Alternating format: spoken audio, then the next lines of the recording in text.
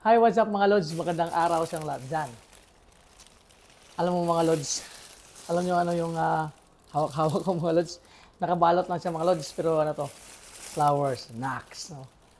Actually, dito pala tayo sa Casa Bukobu Hotel sa Ermita, Manila. Pauwi na tayo pa probinsya mga Lods, kaya as usual mga Lods, ito yung panata ko to mga Lods palagi, no? Kahit medyo mahirap, pero pinagtatagaan ko ito mga Lods. Bago ako umuwi doon sa amin, bibili ako ng flowers sa Robinson, Ermita. Nakabalot lang siya mga Lods, no? Kasi malayo pa.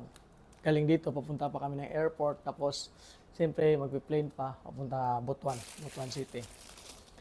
Actually, surprise to siya mga Lods. Kaso lang, dahil sa palagi ko siyang ginagawa, every uwi.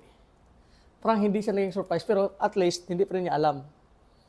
Siguro nag-expect na siya kasi nga, palagi nga. So, ang ano yan mga Lods, pagka palagi mong ginagawa, tapos makalimutan mo, may-expect, alam mo na-expect na yan, pero hindi pa rin niya alam kung talagang mayroon kasi surprise nga eh. Since na palagi mong ginagawa, baka na-expect niyan. Kaya, abangan niyo ako mga Lods, samahan niyo ako sa biyahe ko ngayon. Mula ng Ermita, papuntang airport, tapos sakay ng aeroplano papuntang Butuan. Ngayon ito, bubuksan ko ito mamayang gabi pagdating sa Butuan City. Kaya, tara mga Lods, samahan niyo ako mga Lods.